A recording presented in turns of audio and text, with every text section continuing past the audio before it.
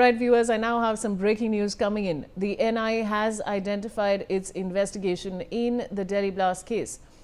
NIA reached Al Falah University late at night to target Dr. Muzammil. NIA conducted an investigation in front of Muzammil in room number 13 of building number 17 inside the campus. Dr. Muzammil was brought on the spot and the body was marked. I have Devendra Kaushik right outside Al Falah University joining me on the broadcast. Devendra, और क्या जानकारी है आपके पास? Doctor Muzammil आतंकवादी था जो 31 अक्टूबर को गिरफ्तार किया गया था और जैसे ही 10 नवंबर को जो ब्लास्ट हुआ उसके बाद में अब उसकी जांच तेज कर दी गई है। एनआईए को जब जांच सौंपी गई थी तो उसमें 6 डॉक्टरों को गिरफ्तार करने के बाद में एनआईए की तरफ से 10 दिन का रिमांड लिया गया था और इसी रिमांड के दौरान में आतंकवादी डॉक्टर मुजम्मिल को अल फलाह यूनिवर्सिटी के अंदर देर रात लेकर पहुंची थी। करीब 5 घंटे का ये एक ऑपरेशन ये पूछताछ थी जिसमें न केवल अल फलाह यूनिवर्सिटी बल्कि जो जहां 2 जगह किराए के मकान लेकर वहां विस्फोटक पदार्थ डॉक्टर मुजम्मिल की तरफ से रखे गए थे, चाहे गांव धौज की बात करें, चाहे इसके साथ साथ फतेहपुर सगा गांव की बात करें, वहां जांच के लिए डॉक्टर मुजम्मिल को ले जाया गया था। निशानदेही उससे कराई गई है और यूनिवर्सिटी कैंपस के अंदर जहां वो 17 नंबर की बिल्डिंग में कमरा नंबर 13 में रहता था वहां एनआईए की टीम उसको लेकर पहुंची है। कमरे को खुलवाया गया है और वहां उसी के सामने जांच की गई है। जहां वो पढ़ाई छात्रों को कराता था, कैंपस में जहां जहां वो जाता आता था उस तमाम जगह पर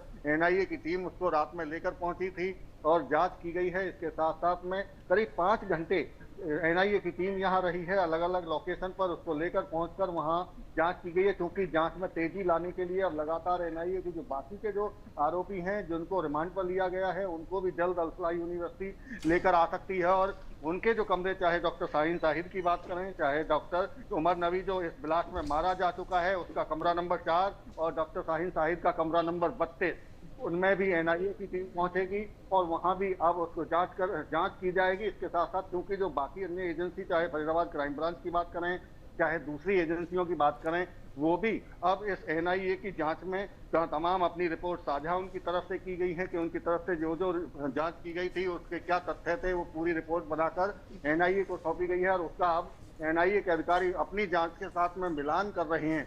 तो एक बड़ी कार्रवाई एनआईए की तरफ से जांच में तेजी लाते हुए डॉक्टर मुजम्मिल आतंकवादी जो है उसको यहां लाया गया है। अब उसके वहां ले जाकर दोबारा से एक बार हेडक्वार्टर जो बाकी के जो आरोपी हैं उनके सामना कराया जाएगा और एक बार फिर उनसे पूछताछ होगी और उसके बाद में फिर बाकी के जो आतंकवादी हैं उनको अल फलाह यूनिवर्सिटी के कैंपस में लाया जाएगा और एक बार फिर दोबारा से इस जांच को आगे बढ़ाया जाएगा। तो कह सकते हैं कि एनआईए के जो अधिकारी हैं लगातार अल फलाह यूनिवर्सिटी और जहां जहां आतंकवादी गए थे वहां की जांच में जुटी हुई है। जी Bani rahiye Devendra, we have more information coming in. Now apart from this, the rented rooms taken in village Fatehpur Taga and Dhoj village were also traced. Terrorist Dr. Muzammil was interrogated by taking him to different places for about 5 hours. Devendra, Muzammil को 5 घंटों तक उस area में ले जाया गया है और क्या जानकारी दे सकते हैं?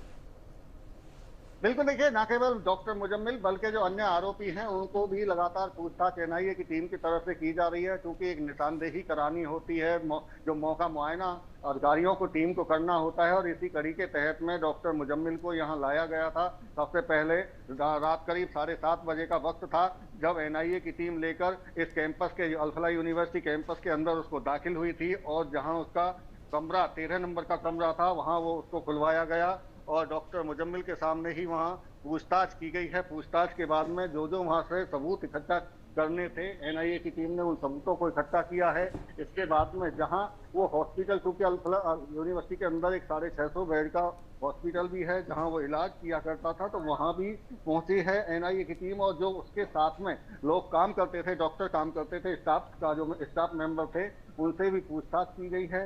इसके साथ साथ क्योंकि 360 किलोग्राम जो अमोनियम नाइट्रेट और अन्य विस्फोटक पदार्थ जो पूरी तरह से विस्फोट करने के लिए प्रिपेयर कर लिए गए थे, वो गांव धौज में एक कमरा लिया गया था। उस कमरे से 9 तारीख को वो विस्फोटक पदार्थ बरामद किए गए थे और इसके अलावा वहां भी उसको ले जाने के साथ साथ में फतेहपुर सगा जहां 2563 किलोग्राम जो मौलवी मोहम्मद इश्तियाक का कमरा मकान किराए पर लिया था, उस कमरे में 50 कट्टों में जो अमोनियम नाइट्रेट बरामद 10 तारीख को हुआ था, तो वहां भी एनआईए की टीम लेकर पहुंची थी और वहां जानने की टीम की तरफ से ये कोशिश की गई थी कि अगर 50 कट्टे भारी मात्रा में जो विस्फोटक पदार्थ वहां रखे गए थे क्या अकेले डॉक्टर मुजम्मिल ने रखे थे या जो स्थानीय लोग हैं उनकी कोई मदद ली गई थी, कौन सी गाड़ी से, कहां से उसको खरीदा गया, कौन से रूट से उस कमरे तक उस तमाम विस्फोटक पदार्थ को अमोनियम नाइट्रेट को ले जाया गया। तो ये कई ऐसी जांच के बिंदु थे जिनको अब एनआईए की टीम की तरफ से डॉक्टर मुजम्मिल को यहाँ लाकर की गई है। जी शुक्रिया।